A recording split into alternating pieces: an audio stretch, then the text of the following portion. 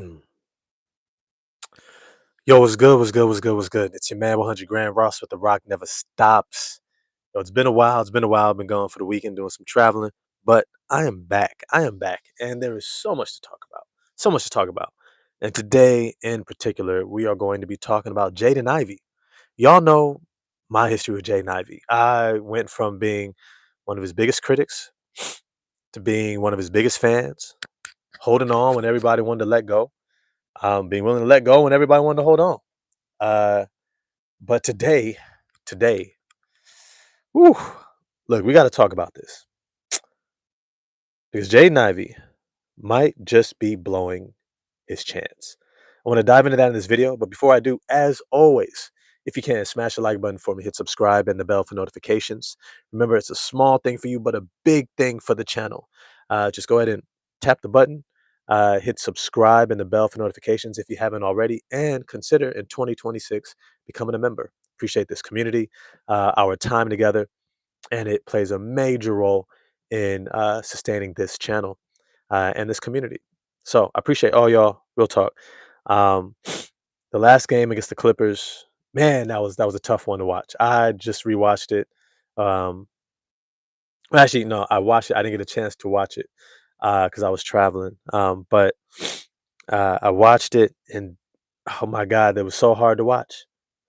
It was so hard to watch because we fought so hard, but it was this like battle of attrition, and we needed Jaden Ivey of old. We needed past Jaden Ivey. And he never showed up. In fact, JB Bickerstaff didn't have enough confidence to give him another chance. So we need to talk about all that. We need to talk about that because when you listen to the statements, I think what's his name? Downtown Deuce has these short clips of the post game and after practice interviews between JB Bickerstaff and uh, Jaden Ivey, and he's asking him questions like, "Hey, is there any type of injury concern, minutes restriction, anything going on between you and the training staff?" Jaden Ivey's like, "No, there's not." "Oh, okay. So is there anything going on that's preventing you from?" "No, I'm just here to do my role and play my role, play my part." "Oh, okay, okay." And then you see JB Bickerstaff getting interviewed, and he's like, "Yeah, we don't want to give him more than what he's ready for. We trust him. We trust his talent. We know his talent. We all believe in it. And yet he doesn't touch the fourth quarter. Yet coach would rather go with Karis LeVert. Yet Jaden Ivey, despite being in the starting lineup, barely passes 20 minutes. Barely. And it's not to say that his play demanded more. In fact, he probably played as much as he probably should have in this game, d- based on his play. And yet, who Jaden Ivey was drafted to be, whom his talent in the past has shown him to be, whom Jaden Ivey has bet on himself to become, that Jaden Ivey has not shown up. We got to talk about it. Yo, William Hers guy, one of my members. Yo, it's good to see you. It's good to see you. It's good to see you, bro. The second I sat down to eat, let's get it. Perfect timing. Oh, most definitely. Leading Lions, what's good? What's good? What's good? It's good to see you in the chat. His confidence looks shot. It kind of does. Ant Cohen Jr. was good. Yeah, I'm glad I'm catching this from the start. Let's get into it. We have to talk about it. Cortez Whitlow, what up, though? Ghost Keeper, one of my members. Yo, what up, though? Jalen's, yo, he's not past Jaden Ivey yet. Oh, okay, okay. Hey, you know what? I'm here for all of it. I'm here for the full conversation. I'm glad that you can come with a perspective that might be a little bit different. I don't think JB Bickerstaff is past Jaden Ivey yet. I'm going to give you that. I don't think he's past Jaden Ivey. I also don't think he is embedded in making Jaden Ivey work. I think he wants Jaden Ivey to be everything that Jaden Ivey thinks he could be, that everybody wants him to be. That second offensive explosive scorer who can have great gravity on that end of the court while also being a dog on defense and being a part of the team there. I think we want him to be the sniper, the guy who can get perpetual paint touches and get to the rim and downhill and puts all this pressure on the defense. There's a lot that we want him to be. And I believe that JB Bickerstaff wants him to be successful. I don't think JB Bickerstaff is willing to sacrifice anything with this team in order to ensure that he gets there, nor do I think he should. The reality of the situation is that Jaden Ivey, as much as JB Bickerstaff was a part of his decision, his timeline of coming back from injury. That's the reality. That is the reality. Now, I don't know if Jaden Ivey's knee issue has to do with him overtraining. Likely. You miss all that time. You want to get back, and sometimes there's a tendency to overtrain, especially very athletic players. Gilbert Arenas comes to mind. Have a tendency to overtrain when they're trying to get to that elite of the elite level. Um, yeah, tuned up. Yeah, injuries, man. But here's the thing: it's also how you engage with your body. It's also how you engage with your body. Giving yourself time to recover. I don't know, as Jaden Ivey was driving to get back last season, if he took time off. I think he may have thought, I already had time off recovering from the injury, so now I'm just going to go. But you can't drive your body like a machine. You can't drive your body in this 9 to 5 outlook that we do with work every single day. Cortez Whitlow, yo, welcome to the homie subscription. Became a member. That's what's up. 2026. Let's go. I appreciate y'all. Wish I had a thing go bam bam bam. If I had that, you'd hear it. You're just gonna get my voice instead. But here's the thing: you cannot drive the body as if it's indestructible, as if it doesn't wear down, especially in professional sports. The reality is, in professional sports, you play at such a high level, and the NBA in particular is probably one of the most explosive games that plays probably one of the longest seasons of all sports throughout the world. See, baseball, they can play 100 something games, even back to back days, because it's explosive, but the delays within it are long. You got to wait for the pitch. Yeah, you're ready, but you're waiting and you're waiting. You got to wait for the exchange between innings. So you're waiting. You're sitting in a dugout when your team is up to bat, the offensive side of things, right? Only one guy gets to go up to bat, and the rest are sitting, talking, eating sunflower seeds, chewing tobacco. Maybe you got a Gatorade. Maybe you snacking on some dried mango. You're just chilling. In basketball, it's nonstop. It's nonstop. Even in soccer, right? Football, internet number one international sport in the world. You're jogging, you're pacing yourself. And there's moments of acceleration, sprinting, running, right? Cutting. But with one ball and so much room on the field, the ball's on the other end of the field, you're not necessarily involved in the dynamic play. Basketball, especially in today's NBA with the three-point shooting, you are involved in so much sprinting, cutting, jumping, leaping, turning, pivoting, landing, change of pace in such a perpetual, ongoing manner. The demand on your body is heavier than it has ever been in the history of the NBA. I literally do not think that there is a more physically demanding sport in the world. In the world. In the world. You're not. You look at boxing, you're not jumping, you're not leaping.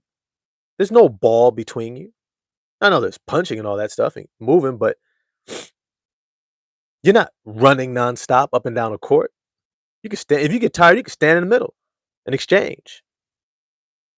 This is one of the most physically demanding sports ever that we have known in this era of humanity. I don't know if Jaden Ivey took enough time to rest. And maybe going into a contract year, he's betting on himself. I had this great, fantastic first half of the year before my injury, and I want to recapture that. And that's kind of youthfulness many times. That we want to get it done all at once. We think we got to get it all back right now. And,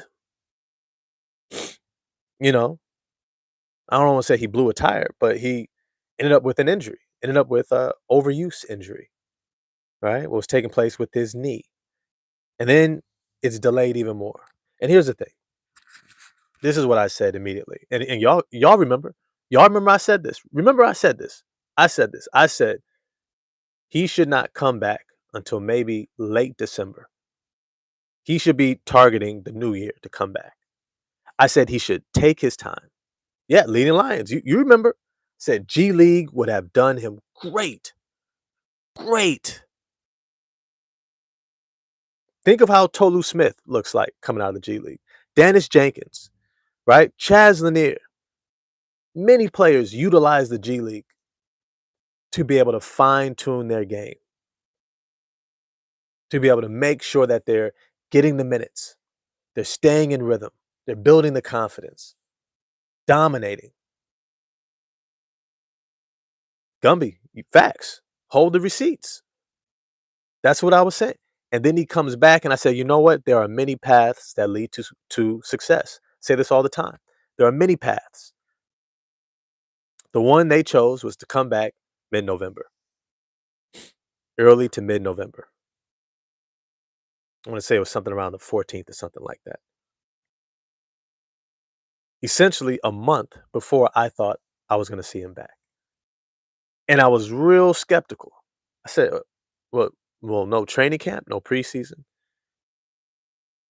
And it sounded like they had seen him in practice, but I didn't know if they were talking about last year in practice or maybe pre-training camp. All this to say is he came back too early. I think at this point we can safely say Jaden Ivey came back too early. Let me get on these comments real quick. Y'all talking about Ivy. Oh, let me go even further back. Gumby says Ivy a good role player when surrounded with the right talent. Ooh, okay. Okay. Okay. Okay. Brandon Boyd said, y'all talking about Ivy, a 23-year-old, not gonna get better because he was hurt, and y'all want to speed him up. Well, here's the thing.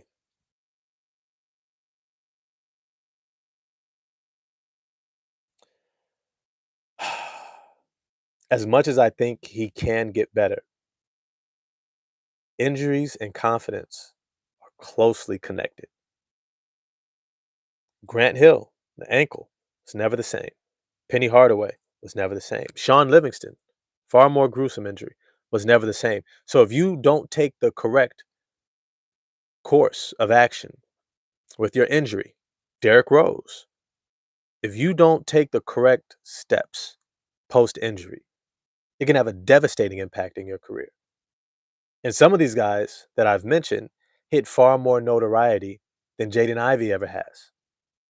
He's probably closer to Sean Livingston in terms of comparison, in terms of early in his career before he's had any of the accolades. Talented, extremely talented, yet early injuries derailed, and he has to figure out a different career path. I'm hoping that doesn't happen to Jaden Ivey, but that's what today's conversation is all about. That is what today's conversation is all about. Speaking of which, got 20 people in chat, only 6 likes. Remember, do me the favor, smash the like button for me. It's a small thing for you, big thing for the channel. Tap that like button, hit subscribe and the bell for notifications if you haven't already, and consider in 2026 becoming a new member. Remember, it really helps out with the channel and the sustainability of the space. All right, let me just say this. I want to get to some of the other comments because some of these comments are really good. I always say I have one of the best chats out there, bar none. Y'all conversation, y'all ideas, thoughts, inspire a lot of conversation. I love it. Bro, Ivy as as old, not here. Yeah, damn, the dude need more time. He broke his leg, and that don't take overnight to get fixed. Give him time, like y'all gave us Sar, who's still trash on offense. Damn. All right, random stray out of Sar, huh? That's how you feel, Brandon Boyd? Random stray out of Sar, huh? Yeah, maybe Ji just been cursed last 3 years. Y'all hilarious. Y'all hilarious. I'm sure he would have prayed it away by now. Um, I agree, Brandon. Realistically, think he won't be 100% himself and confident until he has an off season to work. I agree. I agree. I just hope you stay patient with him because we will reap the benefits. Um, I agree with that, Jalen. Leading Lions, G League would have done him great. Uh, see, Brandon Boyd, I'm tired of it. Damn, the kid has talent. Give him time against the Knicks. He was 6 of 10. Sasser came from injury. He had 2 good games. That's it. His last game, he was trash 0 for 5. He was 0 for 4. He was 0 for 4. But if I'm honest with you, Brandon, despite Marcus Sasser being 0 for 4, he looked sound. He looked like Marcus Sasser. May have just missed his shots. He just missed his shots. Jaden Ivey doesn't look like Jaden Ivey. And we can say he has to recover. Okay. But when you are recovering on the main team in the NBA and you're in a contract year, all this is going into your profile, bro. He has to know this. His agent has to be telling him. This is all going into your profile. When you start talking about negotiations, when you start talking about the business side of this, there are no friends in business, right? If you want to do community, we could do community all day, right? Brotherhood, relationship, family, we could do that all day.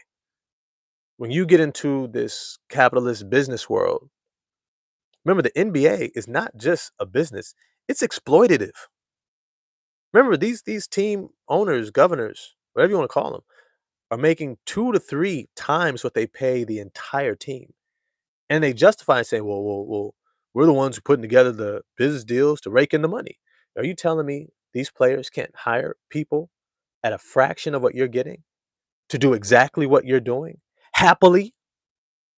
Shoot, they'll probably be better trained with more expertise than you and bring in even more money. You won't have the bad owners like the Donald Sterlings or the one in Phoenix, right? Or the one in Minnesota, right? You won't have those because the players are hiring them. Now I digress. I digress. All this time that Jaden Ivey is playing, it's going into his profile. And when the season is up and they sit down at that table, they're gonna look at all of it to assess your value. Keep in mind, the Golden State Warriors had to play hardball with Jonathan Kuminga. Not had to, chose to. It's a situation. Um, and you see Kuminga got a deal. I'm not gonna say it was the best deal, the worst deal, but he got a deal. Uh, and he's had far more success, notoriety, I would say, than Jaden Ivey has. I would say that comfortably. Jonathan Kuminga is better than Jaden Ivey, and that's what he got. But he's been a starter. Even if they were moving him around and stuff like that, that's just Steve Kerr. He's been affirmed as a starting level talent in the NBA. There is no question about that. And he doesn't have the injury history, not in the same way. So these are things that Jaden Ivey, I think, should have been thinking about. He should have been considering. Let me get to some of these questions. It's a lot of comments and questions. I appreciate all the love and support in the chat. Definitely smash that like button. I'm gonna try to get to the members here. How long do the Pistons wait for Ivy? These 11 games before the trading deadline will tell a lot. I'm gonna tell you something, bro. And that is a great question. Oh, Big At, yeah, yo, what's good? It's good to see you. Good to see you in the chat. One of my OG members from the beginning. Um, I have said this before. I don't know which live I did it on, but I said this. I said I am willing to give Jaden Ivey the month of January to prove he deserves to be a starter. After that point in time, I am open. If he has not proven to me, maybe it's just me. Maybe it's just me. Maybe it's just me. Not that big of a deal, right? Little old me. I'm not the team governor, owner, team president, general manager, head coach. I'm not on the staff. I'm not being paid by the Pistons at all. So maybe it's not that big of a deal. But for me, he's got to the end of the month. Look, bro, you chose to come back early. That was your choice. And the reality is, this is a championship contending team. Its window is now. The window to win it all is now. By the end of this month, if Jaden Ivey has not solidified himself as a starter, meaning really outplaying Duncan Robinson. Bro, all you have to do is outplay Duncan Robinson, bro. If you can't outplay Duncan Robinson, I'm open. Now, what does that mean? I'm open to you being traded. I'm open to the Detroit Pistons going out and getting the guy that can become that starter. Because I'll tell you right now, I've been saying this. My man Quentin Grimes in Philly is betting on himself also. And in terms of being a shooter, a shot maker, playmaker, is he on Ivy's level? Probably not. Probably not. But that's the Ivy we knew. But is Ivy's defensive IQ, leadership, maturity, are those things anywhere near Grimes? No. No.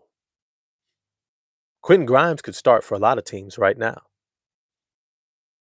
They would have no qualms. His floor is far higher. His floor right now, Quentin Grimes' floor is better than Duncan Robinson. His floor. That means at his worst, if Quentin Grimes is struggling, his defense will be better than Duncan Robinson. His rebounding will be better than Duncan Robinson. His playmaking will be better than Duncan Robinson. He can also facilitate a little bit better than Duncan Robinson, has a better handle than Duncan Robinson, can get downhill to the rim better than Duncan Robinson, can create his own shot better than Duncan Robinson. The only thing that they're probably on par for is shooting. Maybe Duncan, tiny bit better shooter, tiny bit. But Quentin Grimes, I've seen him light it up. I've seen him light it up in the crunch time. I've seen him hit the game winners. I've seen him create for himself in big moments. I've seen it.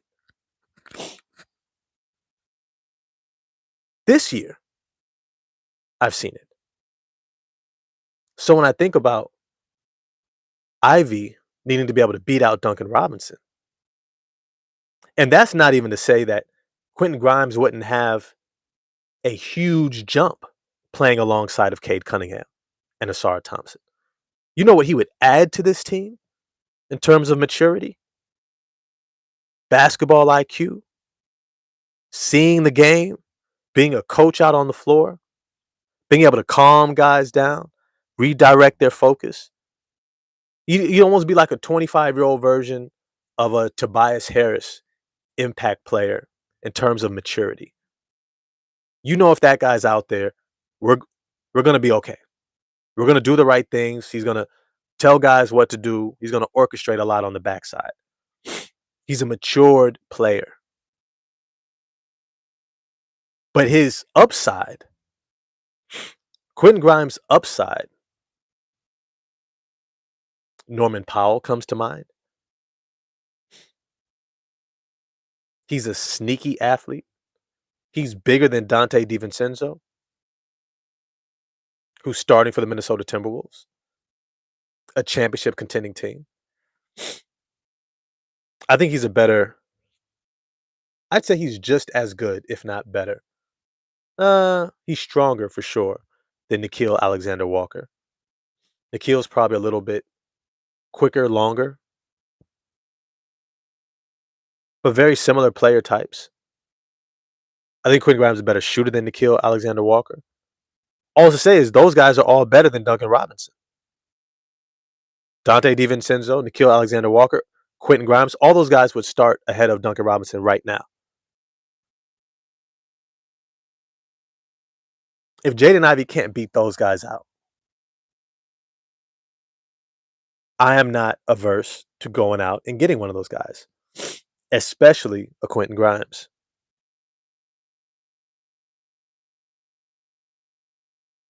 This is something I want to check out real quick.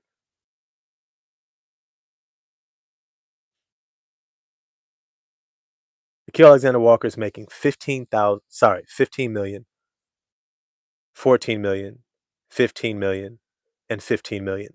That's his contract. He's getting 15. Nikhil Alexander Walker is getting paid 15 million a year. And the Hawks went all the way in on him, betting on him, and traded away Trae Young, the previous franchise player. This second apron, look, I don't agree with the second apron. It's what's here right now. I don't think there should be a second apron. I don't think there should be an apron. I don't think there should be a salary cap. Give these players what they're owed, what they're bringing to your franchise. Because I tell you right now, even if there was no, leading Lions, Oladipo reminds me of Ivy. Probably the other way around. Ivy reminds me of Oladipo. Yes. Wow. Great point. I have the dopest chat. I don't agree with the salary cap. I don't agree that there should be one. Pay these players what they're owed. And at the same time, it's the reality of what is right now until we fight against it and change it. With the salary cap right now, do you think Jaden Ivey is going to be able to make a case for being worth more than Nikhil Alexander Walker? No, Ivy is not on minutes restriction, 24K mines. I referenced it earlier. There was an interview with Jaden Ivey, and they asked him about the minutes restrictions. And he's like, no, there's no restriction. There's no restriction. There's not a single player out there outside of maybe Joel Embiid who's going to be on a minutes restriction for a whole season. Not at 23 years old. He was out. He came back. When he said he was ready, physically ready, 100% cleared to play. When you're 100% cleared to play, your minutes restriction is about conditioning, not about health. Now, you might take precautions to say, "Oh, okay, let's see how your body responds," but that's the first few weeks at the most, not months into your return. We should not still be looking at, let's see how your body responds. And that hasn't been any of the language coming out of the interviews. Go check out Downtown Deuce. Great job posted about, Jaden Ivey had an interview with Jaden Ivey on there. It's a little short video. Right now, Ivy has to the end of the month for me. But here's the thing that I didn't have a chance to really talk about. And this is the next part of this.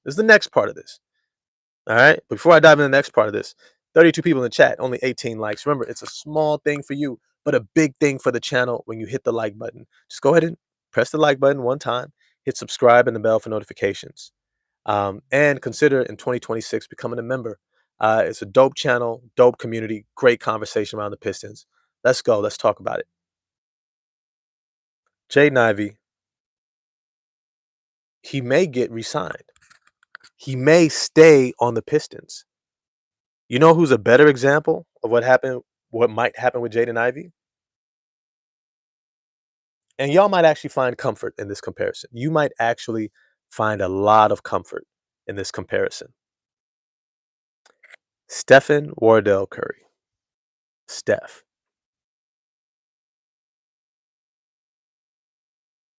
The greatest shooter of all time. And it's not close. Number two is close. I would go with Ray Allen if I had to choose. But Larry Bird is pretty close too. Damn close. Hell of a shooter. Um, we could have that discussion another time.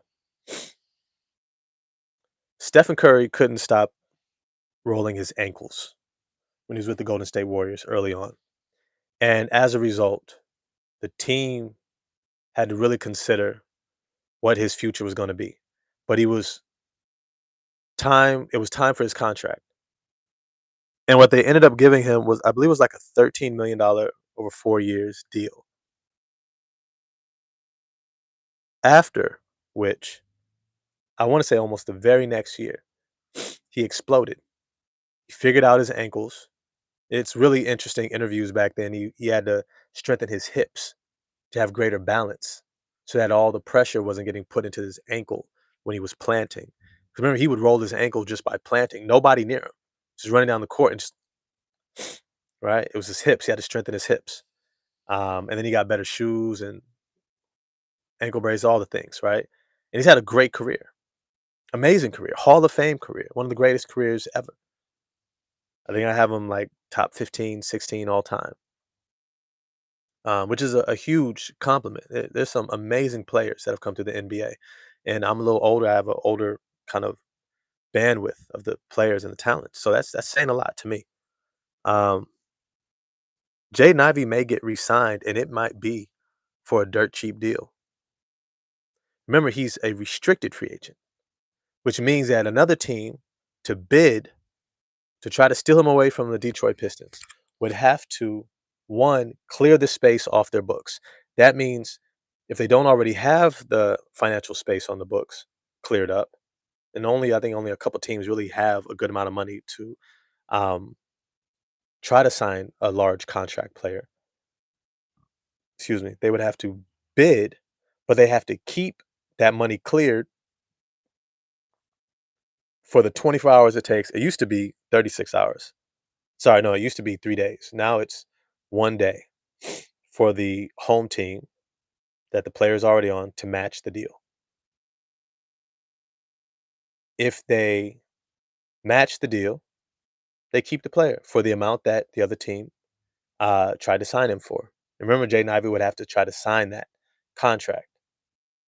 You'd have to sign it and then you have to wait. Now, here's the significance for other teams that once you give the contract and you wait, you cannot use that money for anything else. You can't even re-sign your own guys if it impacts that space of money that you cleared. So what ends up happening is while you wait, everyone else snags your guys. That's what happens. They don't want to wait because what if you end up getting the guy? Okay, now there's no money for me. So as the player, it doesn't behoove me to wait. So what ends up happening is your guys end up going elsewhere. Now, I'm not saying there aren't other teams out there who would want Jaden Ivey. What I'm saying is not a lot of teams want to risk one overpaying for Jaden Ivey. Because remember, to get him from another team, to get him from the Pistons, you're gonna have to overpay him. You're gonna have to pay him more than what the Pistons would want to match. And they would probably be willing to go up to probably like 20 for Jaden Ivey. Doug McMenamin, yo, what's good, man? Appreciate the super chat. Um, it is his usage, not his talent. You know it. I'll say this.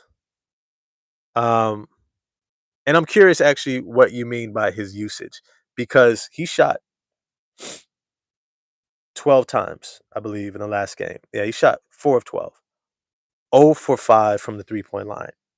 He took the second most shots on the team.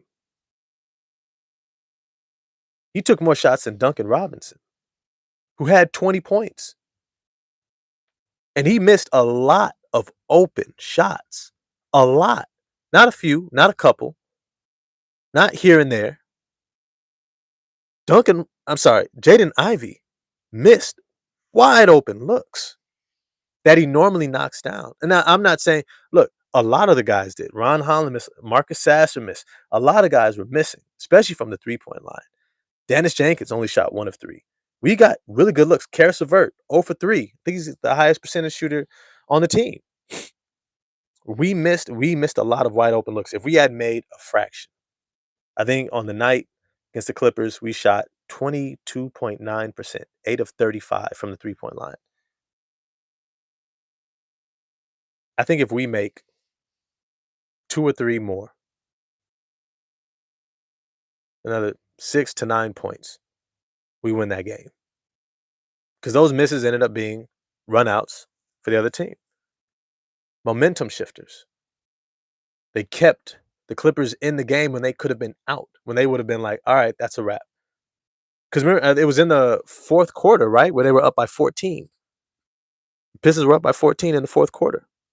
So it's kind of one of those like, okay, what are we doing here? What are we doing here?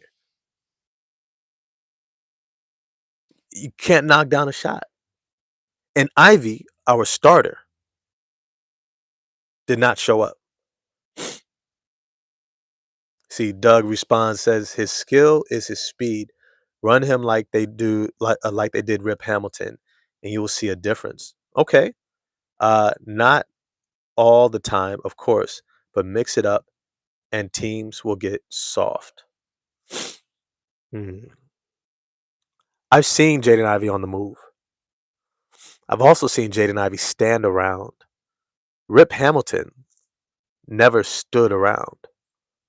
Rip Hamilton's game was contingent upon his movement because he was not a very explosive player. Had a decent handle, decent footwork, but by no means explosive. Jaden Ivey's game is highly explosive. I'm not saying he can't play that style. I'm saying that is not the foundation of that game, of his style of play. For Jaden Ivey, um, I don't think it's on anyone else. I don't even think it's coaching. I would not say it's coaching at all. Jaden Ivey has to kick in. He has to kick in. He's got to knock down those shots, the wide open shots. Remember, if you go back to my videos that I did specifically around Jaden Ivey, check out the shorts. I said all he's got to do is what Tim Hardaway Jr. did. Timmy didn't even run around all the time. He just knocked down open shots. He was an aggressive 3-point shooter. He was an aggressive 3-point shooter. Get out in transition. Of course, Ivy could play better defense than Tim Hardaway Jr. But Ivy just needs to be aggressive. Knock down shots and play good D. And I would say his aggressiveness is getting better. He's playing a game that I think statistically would appear as if he's playing confidently. But his body language, I don't buy it. I don't buy it. His body language, he doesn't look like he looks like he's trying to fit in. He looks like he's trying to play it safe.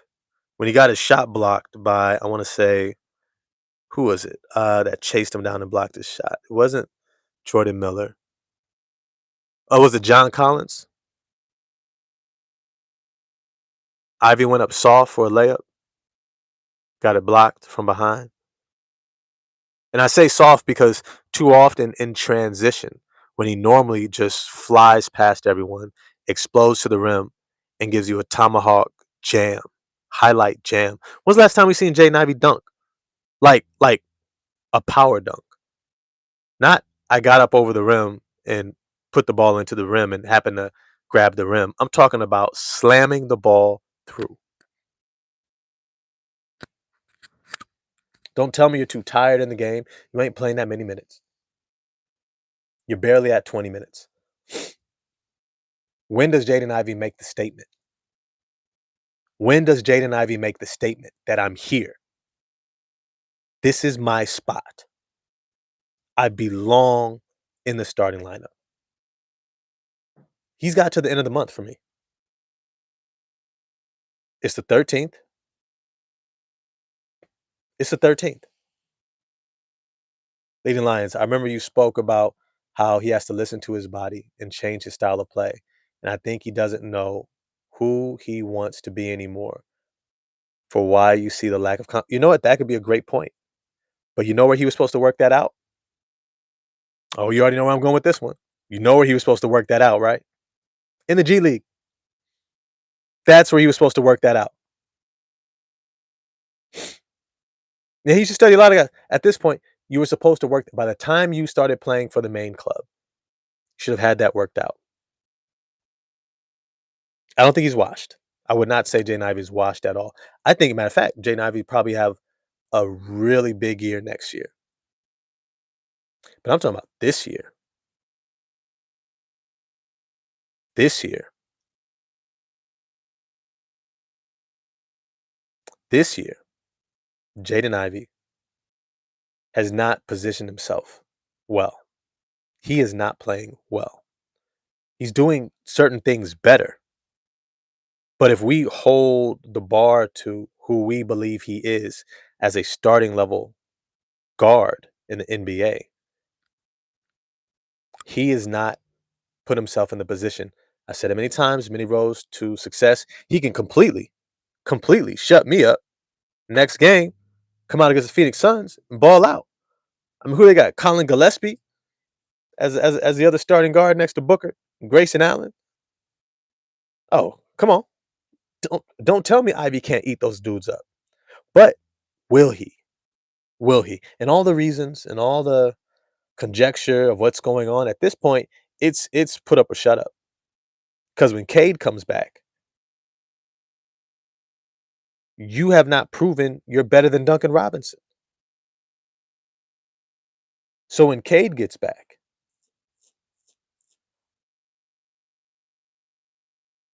when Duran gets back, when Stewart gets back, when this team gets healthy, Ivy's minutes, I don't know what I would do. If I'm JB Bickerstaff, it's hard to look at Ivy and be like, oh, I'm going to make sure that Devereaux said Grayson Allen used to cook Ivy low key. Maybe. Maybe. Grayson Allen's also a dirty player. I'm not a fan of Grayson Allen's at all. If I was Jaden Ivey, I'd be scared he's going to take out my legs like Cole Anthony did. All I have to say is he's got to show up. But I don't necessarily think that he's going to get traded because I don't think another team has a lot of value for him. I just don't. I don't think his trade value is high. It's low. So I don't think he gets traded. I think it would be weird to see him traded someplace. Even to like a team like, let's say Dallas. Let's say Anthony Davis gets healthy. Pistons are like, why the hell not? Let's go all in. Jaden Ivey's a central piece. Is he better than what's his name? Christie? Cam Christie? What was his name? Uh the Dallas Mavericks?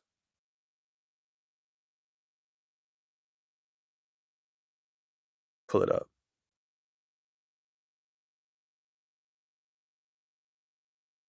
Is he better than Max Christie? I wouldn't say so. Ryan Nimhard.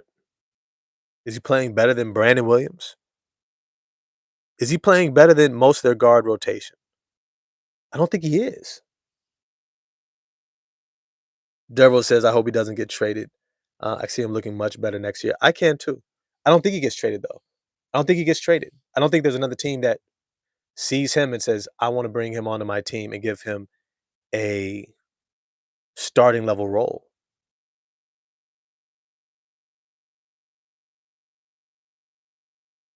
Yeah, you know what? The difference is, Richard, is that he's not going to get paid like Jonathan Kaminga. He would have to put in one hell of a second half to this season. But he's got to kick in. He has got to kick in. More than likely, he ends up getting signed for under 20 million. And then he looks really good later. I'll say this much though. Had Jaden Ivey sign an extension last summer, let's say for like 20 million, which I think he was definitely worth at that point in time. I don't think the team brings him back until he's ready to step into that starting lineup. You just extend a guy 20 plus million. You would not allow him to have this start because of how it would look. Because of how it would look. It would look terrible. If Trajan Langdon had re-signed Jaden Ivey last summer, let's say for 22 million a year, 25 million a year, would have been close to the second highest paid player on the team. If he had done that, I don't think they bring him back. I think it looks closer to the timeline I stated before. He would have came back around New Year's when he was ready to come in and start. They wouldn't have just taken it slowly. They would have said, if you're not ready to be who we just paid you to be, then we need to wait. Then we need to wait.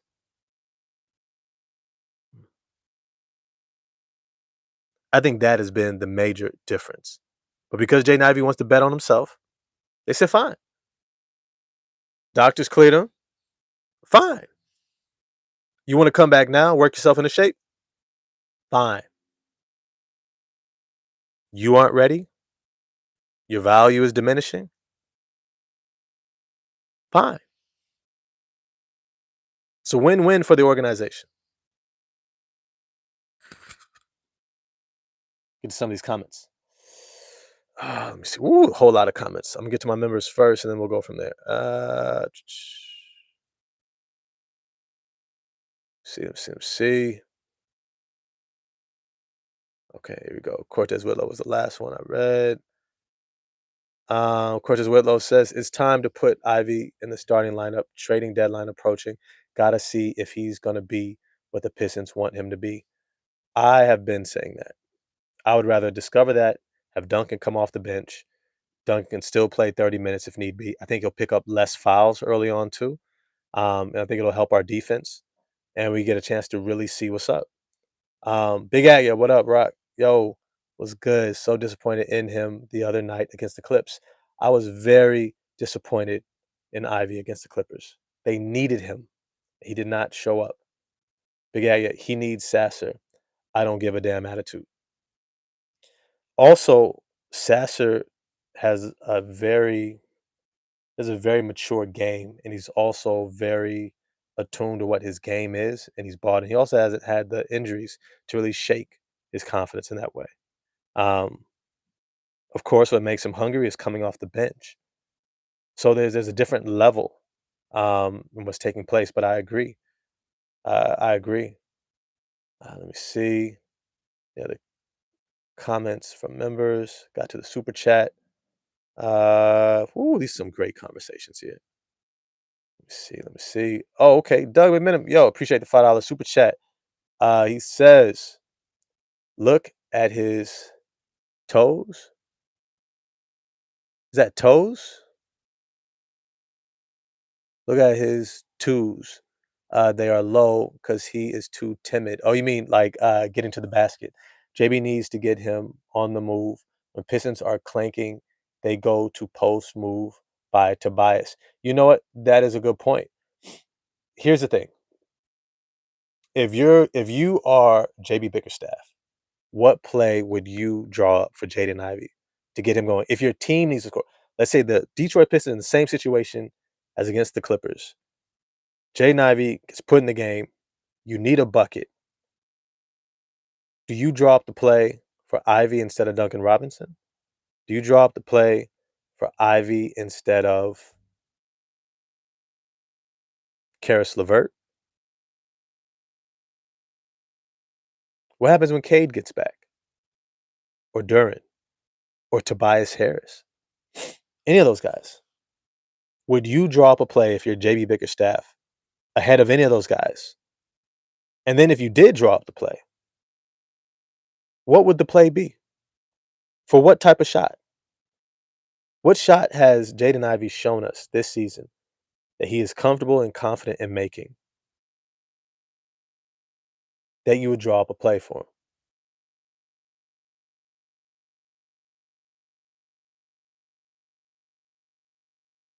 That is a very real question because I don't see it. I simply do not see it.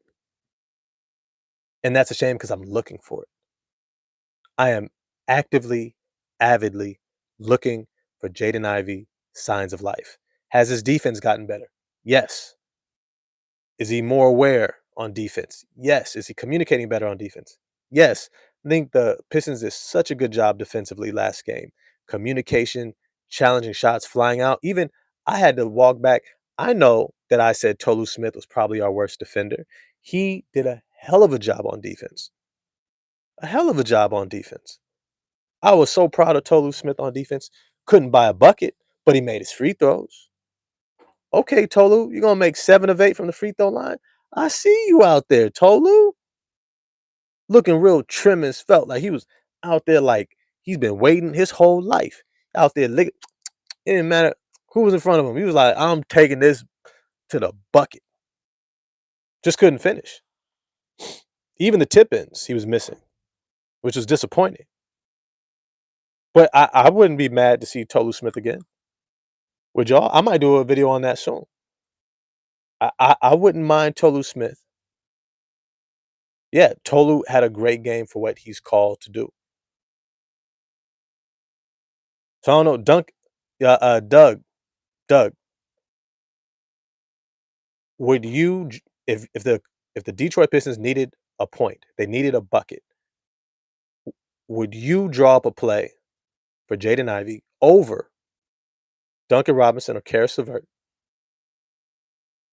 or when the other guys come back from injury, would you draw up a play for Jaden Ivey over Cade Cunningham, Tobias Harris, Jalen Duren, Isaiah Stewart, etc.?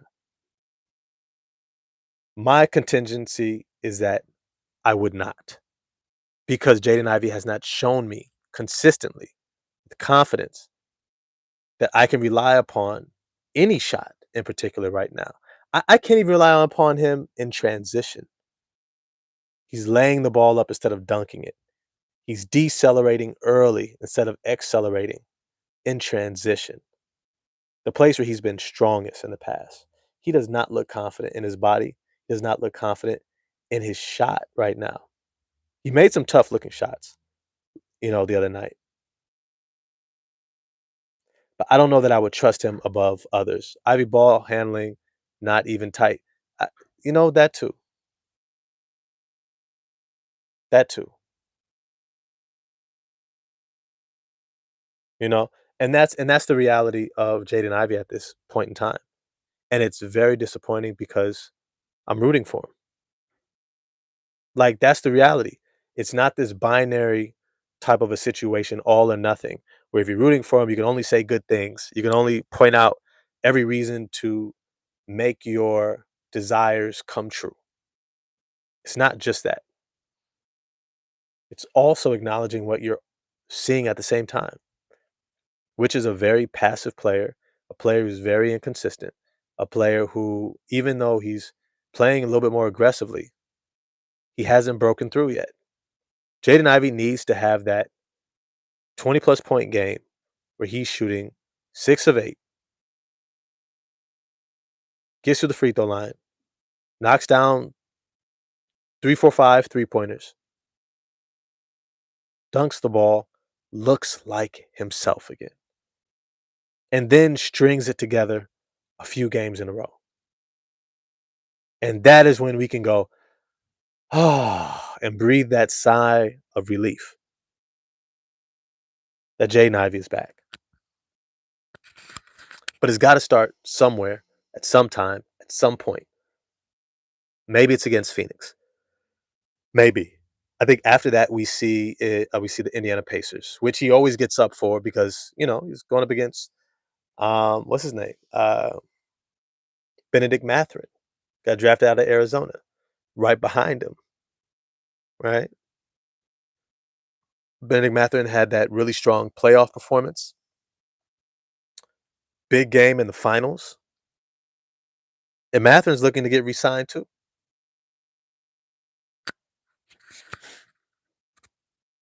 Let me see. Cortez Whitlow was good.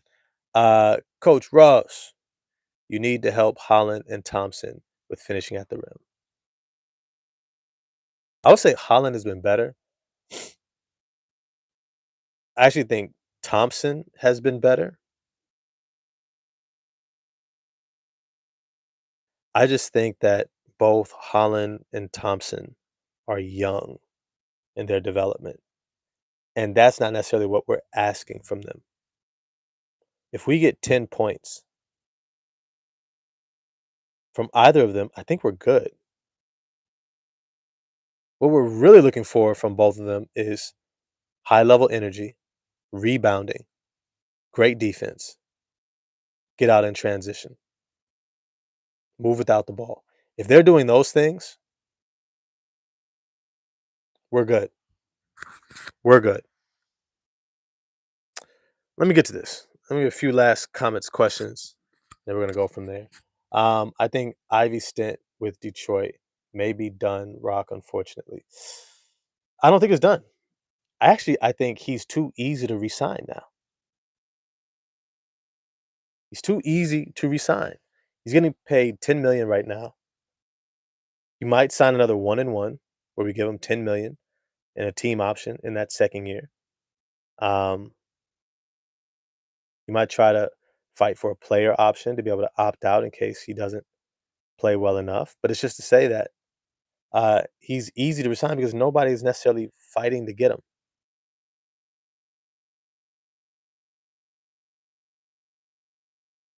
You see, Ace, I don't think he's trying to.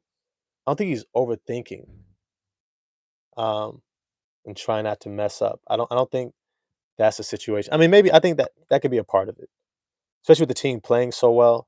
He doesn't want to mess that up because I think he's a real team player. I just don't think that Jaden Ivey is ready, and I think not getting back to the rhythm maybe as fast as he had hoped to is now messing with his confidence, causing him to hesitate more. Now, I appreciate the 12 shots last night. I keep saying I would not be shocked if Jaden Ivey does not have a breakout game over the course of this next week or so. But at the current moment, he's blowing it, man. Look, let me just be look, we can tiptoe around it all we want. We can try to be nice, say it kindly. He's blowing it, man. Cade is out. You got the last two starts. We needed to see an aggressive, consistent leader on the court, and we haven't seen it. Doug, I appreciate the super chat. Uh, Doug says, "Just trying to make a point. Love you, brother." Yeah, no, no. I actually, I, I'm, I was asking the question for real. Like, who would we draw it up? Because the thing is, I could think of plays that I would draw up for Ivy. Definitely try to get him on the move, coming off the ball. Uh, Catch him coming around that maybe that left wing where the ball could be in his strong hand. Get downhill, see if he can either get a paint touch, maybe a little floater, pull up jump shot from about 10 to 12 feet out. I would totally draw that play up for him. But would I draw up that play for him ahead of Duncan Robinson and Karis LeVert on this team? No. Would I draw that play up for him over, let's say, hmm. And I think that's the challenge right now. There's not really too many other players for him to compete with to get shots for himself. You think he's going to be taking 12 shots when Cade gets back and Tobias Harris gets back and that depth chart gets compressed and Isaiah Stewart and Jalen Duren come back?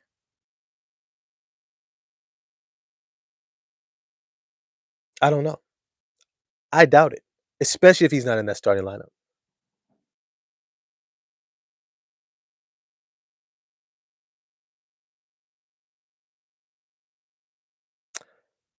So let me just say this. Um, I'm gonna leave it at this. I'm gonna leave it at this. Jaden Ivey, I'm still a fan. I'm still rooting for him at 23 years old. I still believe he can have a major impact on this team. I still believe everything that I believed about him before. I still believe it. I still believe he has the opportunity to become the second best scorer on this team behind Cade Cunningham.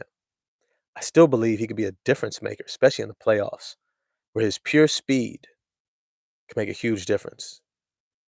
I don't know if it happens this year. I'm hoping it does.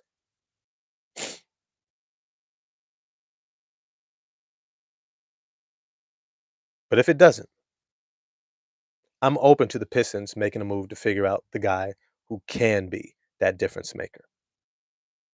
And my man Quentin Grimes right there,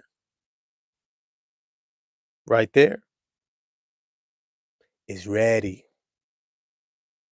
As he showed us last year playing for Philly when he first got there from Dallas and he was starting. How good he looked. How many 30-plus point games he had. I think he averaged, what did he average? 25? Oh, let me pull it up. Let me pull it up.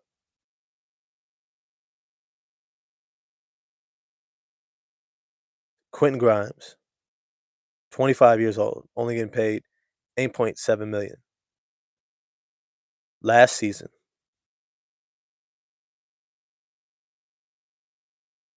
in Philadelphia, he averaged, slide it down, points per game.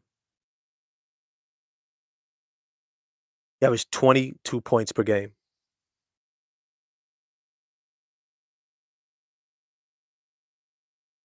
Quentin Grimes, last year, starting for the Philadelphia 76ers, averaged 22 points per game, 21.9. He shot 46.9, 47% from the field, 37.3% from the three-point line on 8 attempts. On 8 attempts. Still grabbed you 5 rebounds with 4.5 assists and 1.5 steals.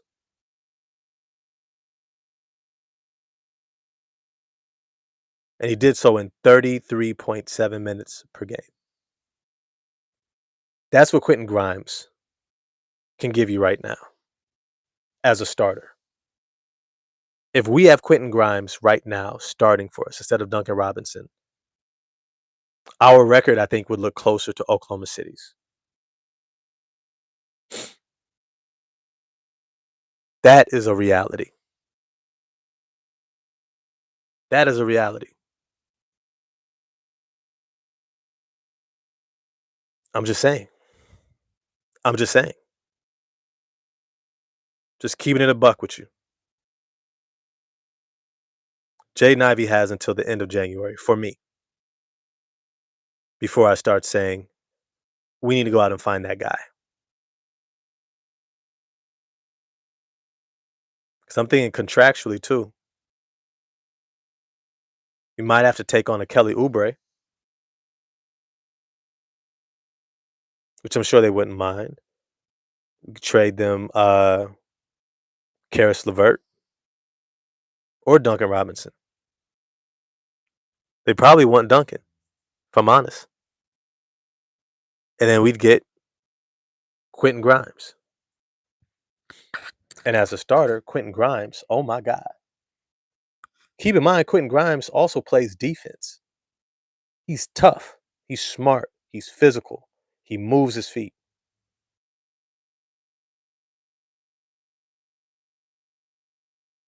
We could bring him in right now for Duncan Robinson. We just have to bring along uh, Kelly Oubre,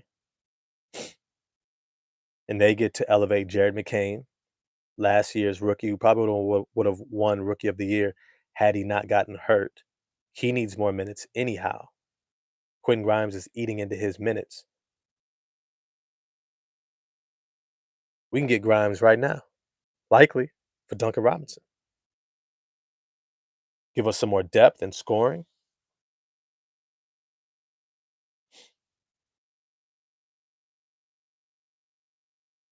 Yeah, I hear you say. You can say, I'm just saying right now,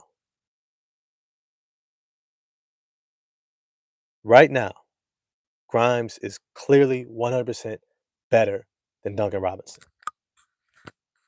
and his defense alone would elevate that starting unit. His playmaking, his ball handling, shot creation, alongside of Cade Cunningham, his shooting then becomes amplified. Yes, last time he was here, you're right, Pioneer. Last time Quentin Grimes was here in Detroit, we were having a 14-win season under Monty Williams. I would not have wanted to be there either. Would you have wanted to play for Monty Williams and only 14 wins? Right? It's not personal. Grimes is going into a contract year.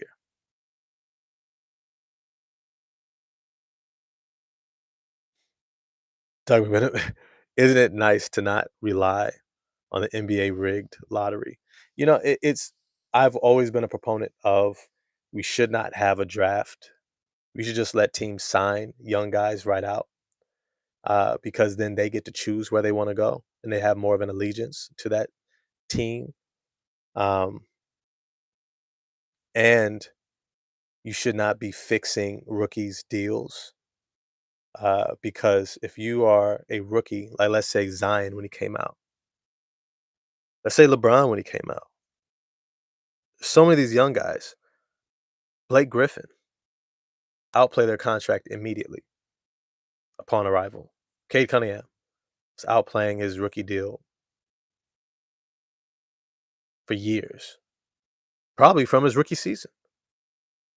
Right. So we shouldn't have the draft anyhow. We shouldn't have the salary cap. These are all artificial constructions of capitalist exploitation. Look, let me just say this. I think Jaden Ivey's going to figure it out. I think he's going to still have a great career.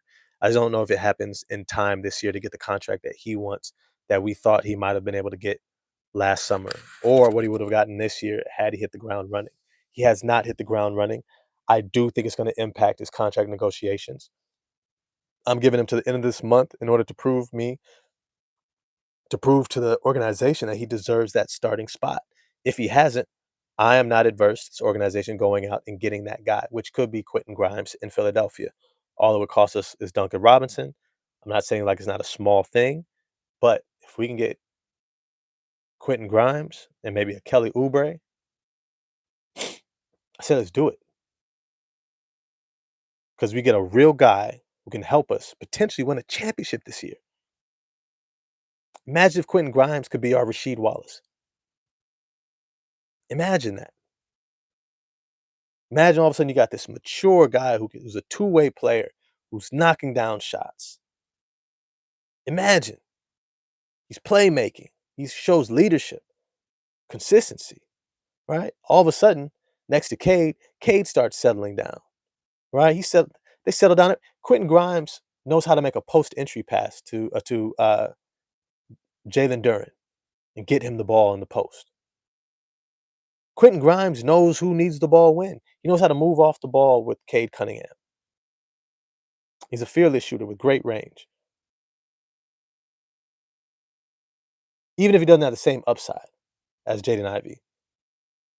And that's considering Ivy gets back physically to where he was. Because if this is the Jaden Ivey that we're going to get from this point forward, if this is his style of play, if he's really ticked down from being a 10 on the athletic scale, speed, leaping, quickness, explosiveness, if he goes from a 10 and he's now a 7, which is what it looks like.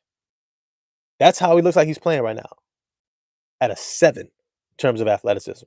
And that's being generous. That's being nice. That's being kind. Okay, if he's a 6'7", right? I know. If he's that,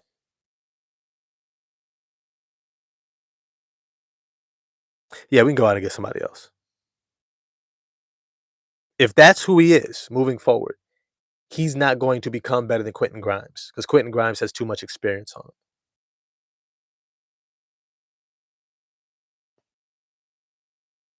Yo, but as always, if you haven't already, smash the like button for me. Hit subscribe and the bell for notifications. This has been a lot of fun. Let's see. We got the Phoenix Suns on Thursday. Got a nice long break. I'm glad Cade Cunningham, Jalen Duren, Tobias Harris, all the guys, Stu got this break, got this time to rest up. It's going to be a push for the end of this month. We got some more tough games ahead of us. Um, I think we're doing good. Using these times to rest our starters, especially the guys who play a lot of minutes, especially guys like Cade. I'm all for it. Cade just got this long rest and only missed 2 games, but got 2 weeks of rest. So this well planned, well executed. Kudos to JB Trajan. Um, yeah. Cortez Whitlow, much needed rest. Yes. Appreciate you becoming a member. If you haven't already, please consider becoming a member in 2026. We have a dope space. This is a dope community. Y'all seen, if y'all were here today in the chat, it was a hella dope conversation in the chat. Some great insights, some great thoughts. We're going to continue the conversation as we go on. Remember, I usually come on at 8 a.m. Pacific Standard Time, 11 a.m. Eastern Standard Time ish. I'll be on the CP time. I always like to leave y'all with something at the end of my videos. I want to leave y'all with this. Um, life many times is us learning how to show up for ourselves. And learning how to show up for yourself is really important because we also have this aspect in our society where we're taught to show up for ourselves in a way that we displace ourselves, meaning that we show up for others, work, our family, loved ones, community, etc., etc., um, and we forget ourselves. But that's not sustainable. And what you end up doing is depleting yourself. So it's really important that we learn how to show up for ourselves in a way that allows us to love ourselves and care for ourselves in a way that allows us to show up as our best self, that allows us to thrive. And for a lot of us, we don't even have language to articulate what that means. We don't even know how to say when we need rest, when we need care, when we need support, we need a visit from a friend, we need quality time with a loved one, we need some quiet time, we need to tuck away. A lot of us don't have the confidence to say those things out loud, let alone to ourselves, let alone have the language to even articulate it to ourselves, let's say in a journal entry. All right. Learning to show up for yourself is imperative if you're going to reach your dreams. If you're going to have the relationship that you desire, the family you desire, the fatherhood, all these different things, if you're going to have that, you must learn how to show up for yourself. Take the time to start considering what that looks like today. What are some simple ways you can love yourself, show up for yourself, care for yourself, and then learn how to articulate to those closest to you so they can do so as well. Yo, love y'all. Appreciate y'all. It's been hella dope. First day back after a long weekend away traveling. Um, let's go Pistons. Face the Phoenix Suns on Thursday. I'm here for it. Let's go. Get at y'all next time. Peace.